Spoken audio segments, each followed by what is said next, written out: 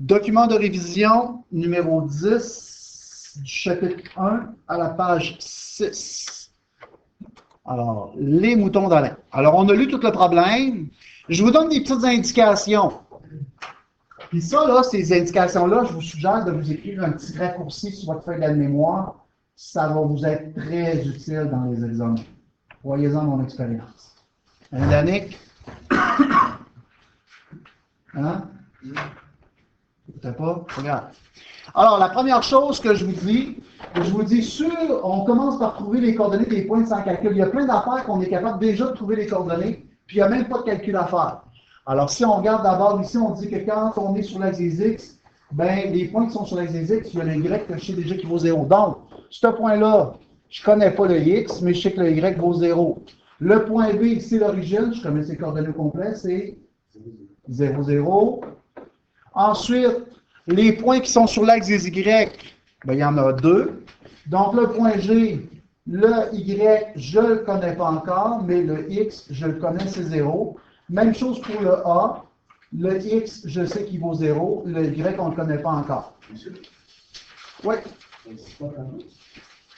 Ah oui, tu vas plus vite que moi. OK? Je ne peux pas écrire toutes les affaires d'un coup. Le monde ne comprendra pas. OK? Alors, je suis mes étapes en bas. Ensuite, qu'est-ce qu'on me dit? Pourquoi ça ne disparaît pas? OK. Ensuite, on a fait l'étape 1.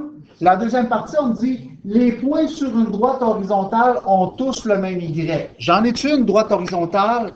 Oui. Ça, c'est une droite horizontale. Puis justement, dans le problème, on me dit quoi? On me dit que cette équation-là, cette droite-là, le Y, c'est 424. Ça veut dire que le Y ici, dans le fond, je le connais, c'est 424.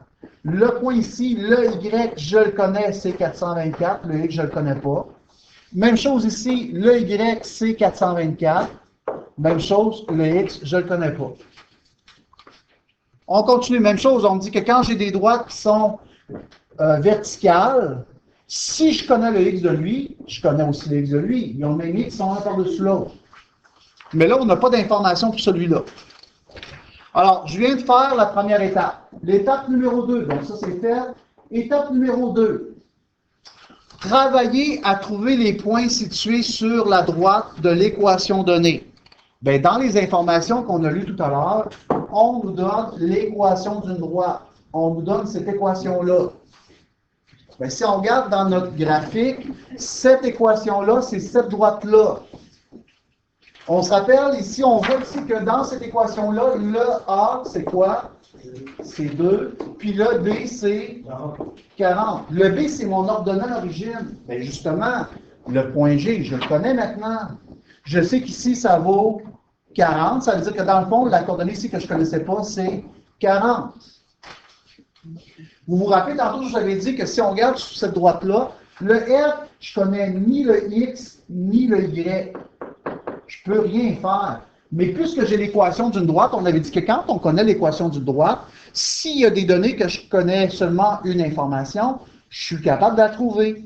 Alors justement, si on regarde ici dans la droite en jaune, il y a ce point-là que je connais une des valeurs. Puisque je connais déjà l'équation, je vais être capable de le trouver. OK? Alors, si je vais aller de l'autre bord, ben, je vais l'écrire en page double. En une seconde. L'autre bord. OK. Ce genre de problème-là, j'en ai parlé à quelques élèves. Je vous suggère de splitter votre feuille en deux puis d'y aller une colonne à la fois.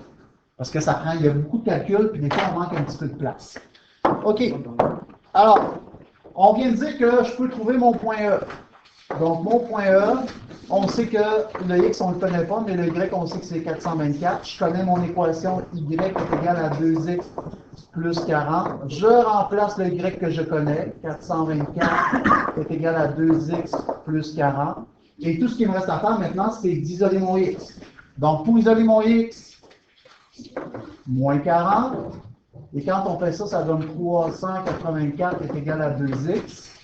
Et maintenant, j'envoie ça au bord, divisé par 2. Là, je ne sais pas ce que ça donne, on n'en fait plus. 192? Alors, 192 est égal à mon X. Ça veut dire que là, maintenant, je connais ma coordonnée de mon point E au complet. Et je vous suggère, quand vous avez une affaire comme ça, de venir rajouter vos mesures au fur et à mesure que vous les trouvez.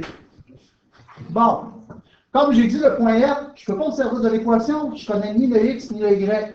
Mais, dans le problème, on ne dit pas ici, on dit que le point F, c'est un point de partage. Ben, je peux le trouver si je connais le point E, puis le point F, puis le point G, le point F, puis le point G. Ben, justement, la prochaine étape, ça serait de trouver c'est quoi la coordonnée de F. Alors, la coordonnée de F, j'ai le point 0,40. Ensuite, j'ai le point 192, 424. Je vais l'écrire ailleurs. Une seconde. Donc, j'ai mon point G. Ça, G. Mon document.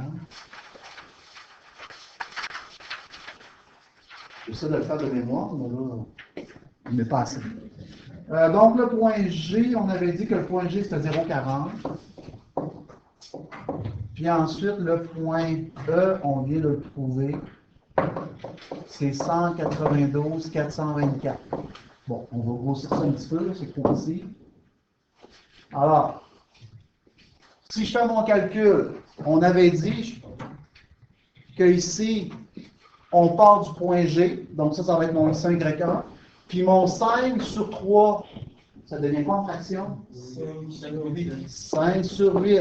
Donc, si je me retourne au bord, donc mon point G, c'est mon point 1, donc ça c'est mon X1, Y1, ça va être mon X2, Y2.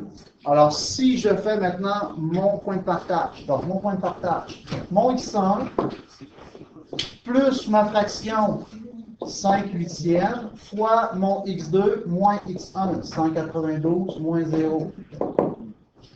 Quand on fait ça sur la calculatrice, ça va vous donner comme réponse 120. Maintenant, je fais la même chose pour mon Y, donc Y1, 40, plus ma fraction 5 huitièmes, fois mon Y2 moins Y1, donc 424. On peut attendre en même temps que moi, s'il vous plaît. Quand on va faire ça sur la calculatrice, ça va vous donner comme réponse 280. Je viens de trouver maintenant le point F. Alors, si je m'en vais le placer dans mon graphique, alors mon point F, maintenant, je le connais. Je sais que c'est 120, 280. J'ai trouvé tous les points qui sont sur la droite en jaune. Je ne peux plus rien faire avec. Quels sont les points qui me manquent? Le point C, on a-t-il besoin de point C? Il va-tu nous aider à trouver le point D, c'est le seul point qui nous manque. Alors justement, là, il faut mettre l'énergie à regarder comment on va faire pour trouver la coordonnée du point D. Même principe, le point D, je connais une des valeurs du point. Donc, qu'est-ce que ça me prend pour être capable de le trouver? Ça me prend l'équation de cette droite-là.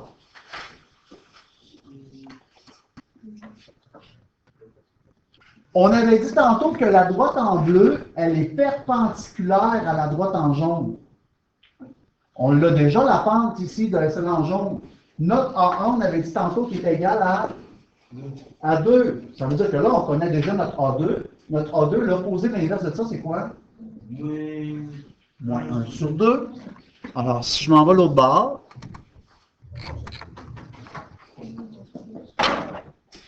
donc là, on cherche l'équation de RD.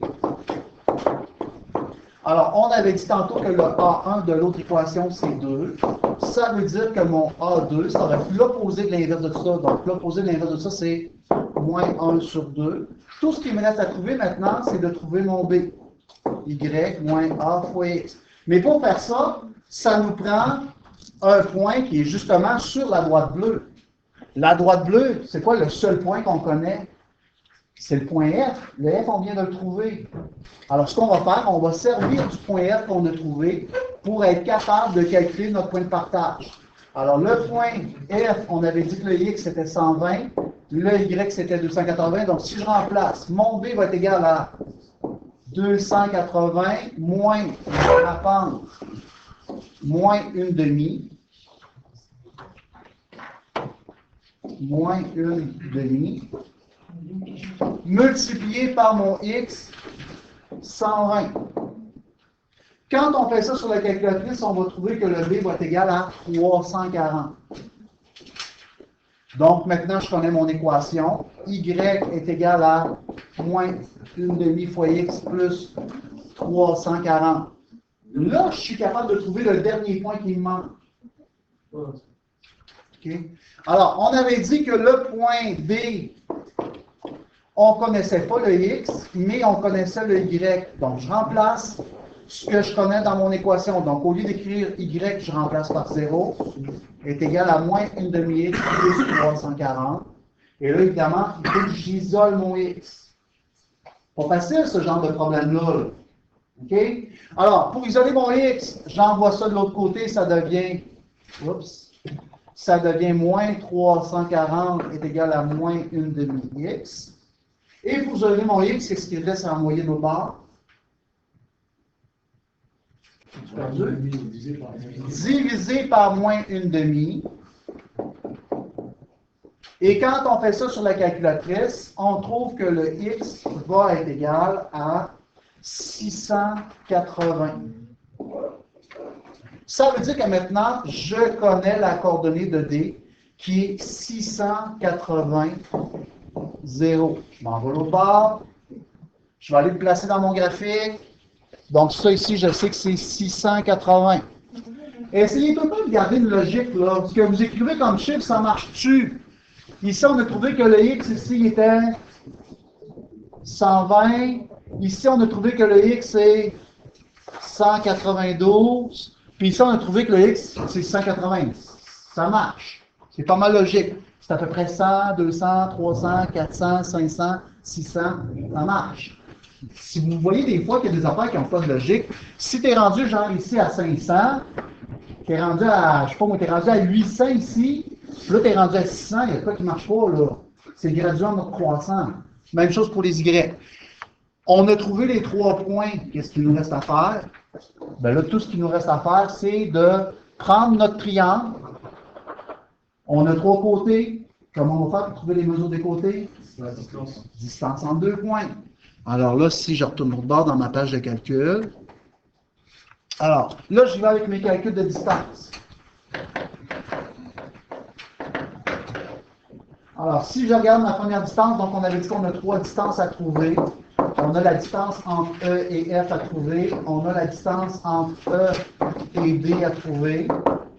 On a ensuite la distance entre F et D à trouver. Bon, je saute des étapes pour que ça aille plus vite. Petit point. Normalement, quand vous allez faire ça, vous allez trouver ici, ça va donner à peu près 161. Ici, vous allez trouver que ça donne à peu près 646,5. Puis ici, ça va donner à peu près 626,1. Donc, quand je fais mon total, j'additionne mes 3 côtés, vous allez trouver que ça donne 1433,6 mètres.